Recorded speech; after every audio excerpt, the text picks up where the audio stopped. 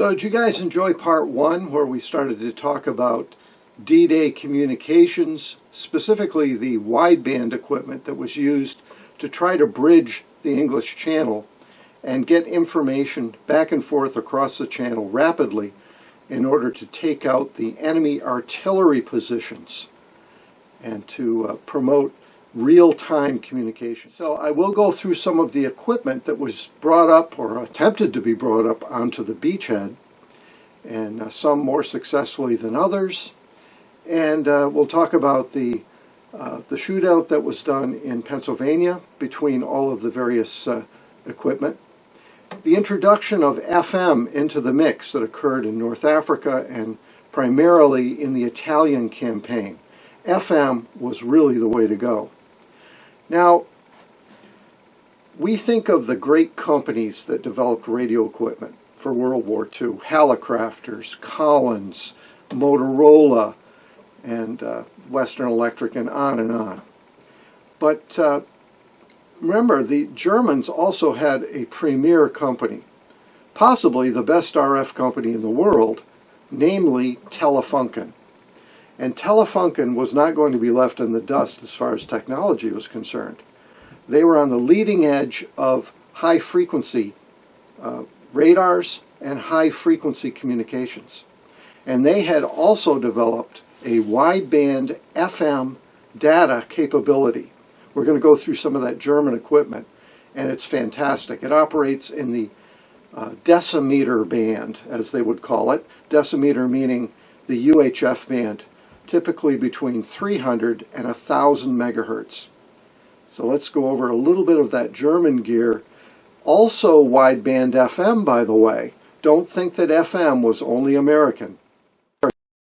So let's talk about the shootout. First, the gear.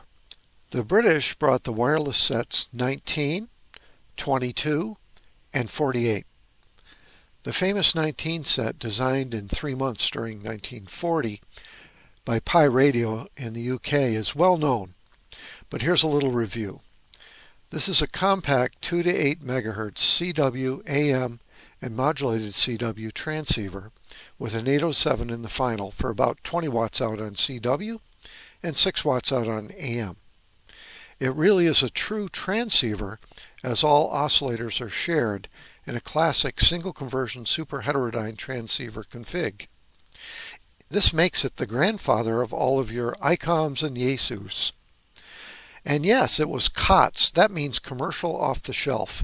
It used common TV and radio parts, and it included a UHF AM short range set and armored fighting vehicle intercom services. It would take a truckload of gear and more money to do all of this with American equipment of the day. Also, it did not need crystals. It was VFO controlled. Not that the old set didn't have faults, but it had proved itself in desert campaigns all across North Africa. The second British set was the wireless set 22, completed in 1942 by Pi Radio. This was essentially the same as the 19 set, lower power output, but it included an internal tuner and disposed of the UHF radio section and the intercom facilities.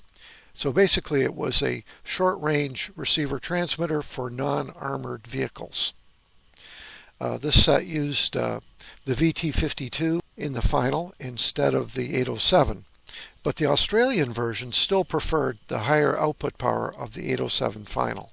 Wireless set number 48 was a man-pack transmitter receiver developed around 1942.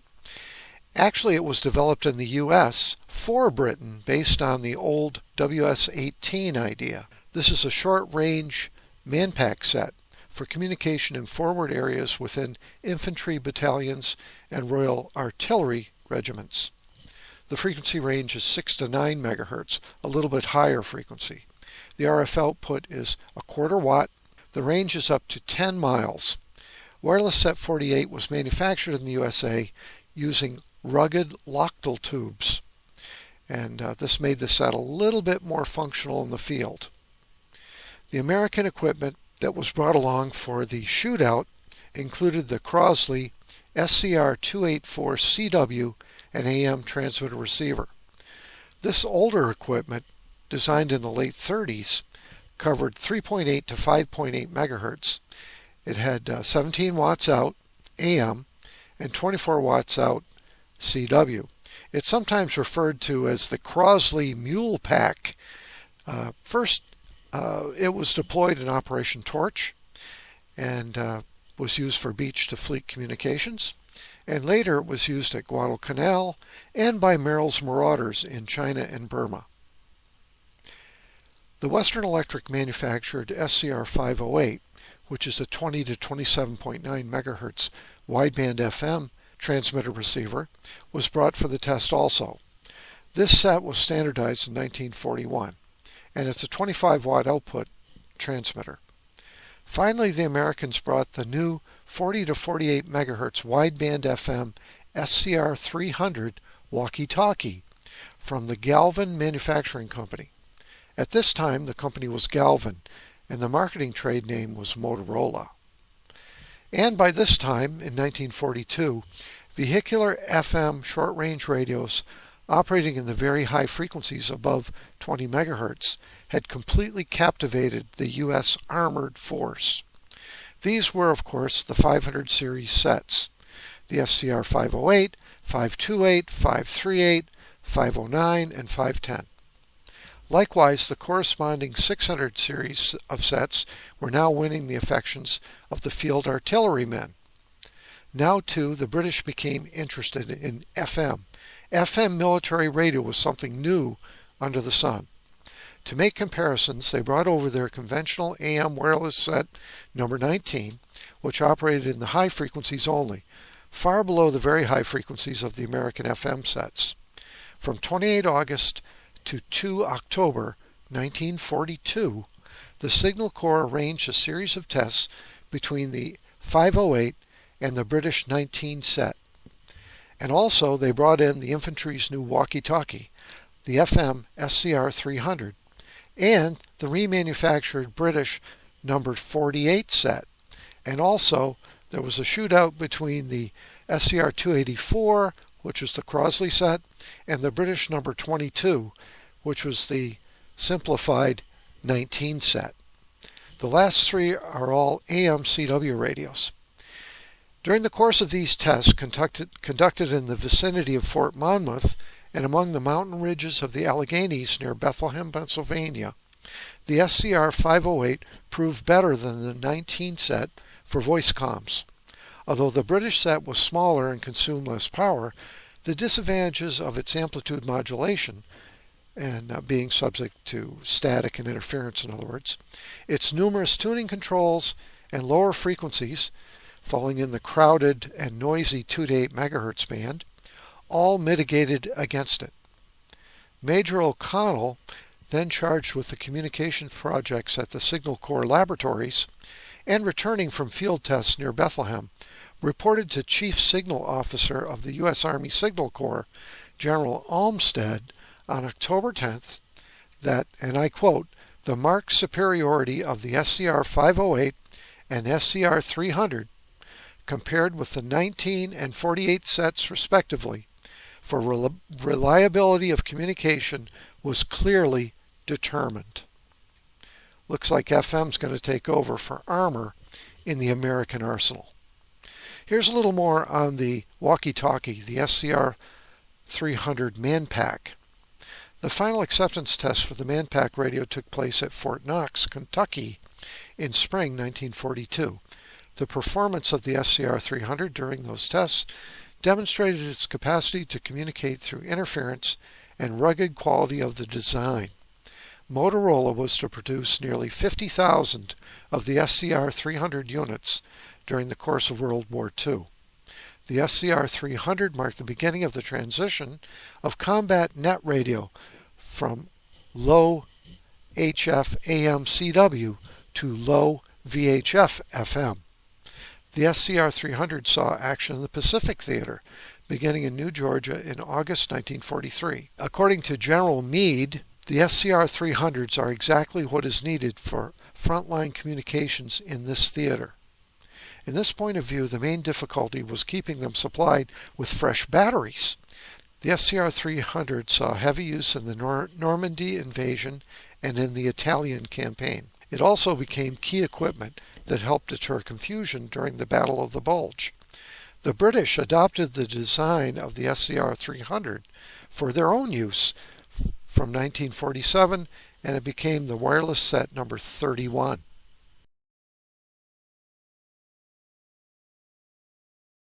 So going back into the German relay gear that was available by 1943, during Operation Husky, the Allies were looking for sites on mountaintops in Sicily, and they came upon a German decimeter type heavy relay at the top of Mount Capo, located near Palermo.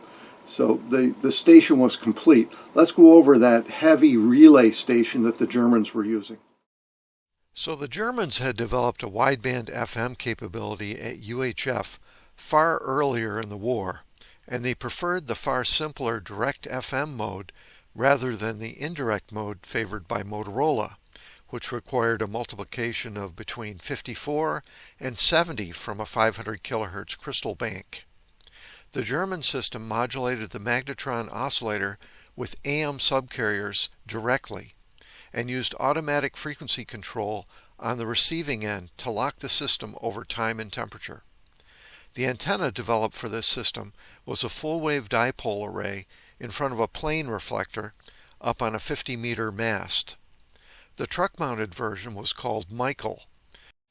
The Germans developed digital hell mode in the 1930s, and the Wehrmacht took full advantage of this new digital technology in their teletype communications.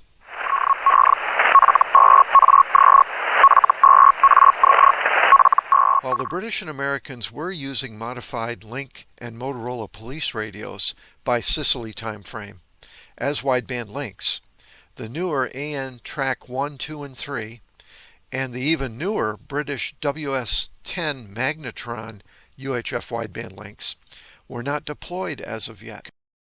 This is extracted from the Signal Corps, the outcome. As the invasion date drew near, additional radio facilities were rushed into completion to serve the needs of the tactical forces. In May 1944, the Signal Corps built a central radio control room to control all radio stations within the United Kingdom. The center was equipped with broadcast and facsimile transmission facilities. Late in the month, signalmen completed the N-Track VHF radio relay stations at Middle Wallop and on the Isle of Wight. These would provide cross-channel facilities between U.S. First Army on the far shore and the 9 Tactical Air Command at Middle Wallop. I cannot find any record of where they actually sighted the N-Track link at Middle Wallop. All I have is that it was sighted on a nearby hill and that the total elevation was 300 feet, and then they added the 40 or 50-foot tower. They bridged a 42-mile path to St. Catherine's, which was the repeater site located on the Isle of Wight, which looks right over the channel. Knowing very little, and just staring at the map, I would have just sighted it at the Danbury Iron Age fort site, because that's at least 100 meters higher than most of the hilly terrain in all directions. But that's too high. It doesn't fit with the record. If the total elevation recorded is 340 feet, and figuring 40 feet of mast, that means the hillside that they picked would be something around 90 to 100 meters elevation. There are a couple of sites within 4 miles of the base that are in this elevation range. And at a distance which is fine for Spiral 4 runs too, less than 5 miles. My guess is that the hillside on over Wallop Ridgeline, so a small shelter would have to be erected containing the N-Track gear and the carrier terminal. And of course, generation of power equipment would have to be sited there as well. There seems to be roads approaching the site, and it's very close to the Basingstoke and Exeter Railroad line. On the rounded grassy summit of St. Catherine stands the ruins of an ancient tower, a watchtower centuries old. It had witnessed signals before, for it had been used as a station for the signaling approach of enemy ships, including on one renowned occasion, the Spanish Armada. More recently, however, the ruins had served as a landmark for the German bombers. Now, as a final touch in this mixture of ancient history and fantastic new history, the Signal Corps men installed the paraphernalia of the first Amtrak repeater in Europe. The idea was to bridge the channel in 2 hops, first from Middle Wallop to St. Catharines at a 780-foot elevation, then the 83 miles to some unknown bluff over the top of Overlord, over the beaches, hopefully, at 100 feet plus any mast elevation you could get up. If they could get the equipment onto and above the beach, that was the big if. Before we talk about Overlord communications performance, let's do a simple path study. Let's look at the path from the height at Middle Wallop to the height at St. Catharines. It's almost clear line of sight with no masts needed. By the way, the Iron Age fort site, which I preferred, is actually much higher. It turned out to be more obstructed by terrain than this overlook on Wallop. Adding the masts at each site got us LOS. Figuring path loss for 42 miles at worst case, say 90 megahertz, that gives us 108 dB of path loss. And we would like more than 20 dB of fade margin or excess gain to account for the weather, including 40 watts of power, 3 dB of coax loss, and 7 dB of antenna gain. That gives us about 50 dB of transmitter gain total. A decent VHF receiver with 90 kHz of bandwidth and a 20 dB noise figure should produce a sensitivity of around -100 dBm, and that translates to 100 dB of receiver gain in this calculator. So that gives a 40 dB fade margin from Middle Wallop to St. Catharines. The cross-channel path of 82 miles is a bit more difficult, as we're up to 114 dB of path loss, and we may need even more fade margin to account for the curvature of the Earth, weather, and possible differences during the middle of the day, enemy jamming, and possible radar overlap. So it's a bit iffy, and I would imagine if they employed the 400-watt amplifiers on both stations each side of the channel, that extra dB afforded by the amplifiers would certainly be appreciated. I still doubt that the circuit would have worked if they would have just put the mast up on the beach, but on the bluff, it actually did work. This is all from the Signal Corps, The Outcome, Chapter 3, the European Theater of Operations, or ETO, to mid-1944. On D-Day, Waite and the members of the 980th Signal Company, specially trained on the ANTRC-4, newly arrived in the United Kingdom, and they began a long and anxious watch. We could see the ships by the hundreds heading for France, almost at our very feet, said Waite, and others coming back. The shell fire and bomb explosions were always audible at the night as distant red flashes. One day passed, and then another. The British circuit came in first, much to my regret, since I naturally wanted our boys to land first. The British had set up a wideband communications network using AM gear, and they came in first. They were also set up at the top of St. Catharines. Fighting was heaviest at Omaha. Colagiuri embarked on an LST with a unit of the engineers, but he could not get ashore throughout D-Day. That night he succeeded, but it was many hours more before he could advance 400 yards up into the bluffs, where the fighting continued hotly. Back on St. Catharines Hill, the Signal Corps men waited and worried. For 72 anxious hours they had no word from any American unit. Then at last, 14 minutes past 1 o'clock in the afternoon, on June 8th, they saw the indicator rise on the Amtrak receiver, adjusted the equipment, and heard with complete clarity, "Hello, B for Bobby. This is V for Victor." Waite, as soon as he could answer, replied with strict propriety, according to the SOP, "Hello, V for Victor. This is B for Bobby." Then, with less propriety, "Where in the hell have you guys been?" "What do you mean, where have we been?" "At Omaha Beach. We've been through hell," punctuated by a nearby explosion of a German 88 shell, which the listeners in England heard clearly. Exchange of messages began. Late that afternoon, the first facsimile transmission passed over the complete length of 125 miles of relay from Middle Wallop to Omaha Beach. 3 or 4 days later, the headquarters of the 1st U.S. Army went ashore with more carrier equipment, which immediately used the full potential of the N-Track link as a channel carrier system. Scores and hundreds would follow as the demands for N-Tracks reached a crescendo. Cross-channel communication was established on the N-Track 1 on D-Day +2 at 13:14 hours. The circuit has been in continuous operation without fading except for 2 periods of not more than 1 minute each. The general opinion seems to be that this is the most reliable cross-channel circuit yet put into operation. These remarks bore a June 14th date. A continuation dated 20th of June adds, information has just been received that Colonel Williams has been decorated by General Bradley for conspicuous success of his communications. The last report received is that the circuit is still on 24 hours per day in operation and carrying capacity traffic with no failure and no breakdowns. The British sets on St. Catharines worked very well, except during the warmer parts of the day, when they faded out because of the AM characteristics. The American FM gear, on the other hand, did not lose modulation when signal strength was weakened a bit during the midday hours. At such times, the American set provided cueing for the British to their installations on Con. Facsimile transmission 2 received high praise.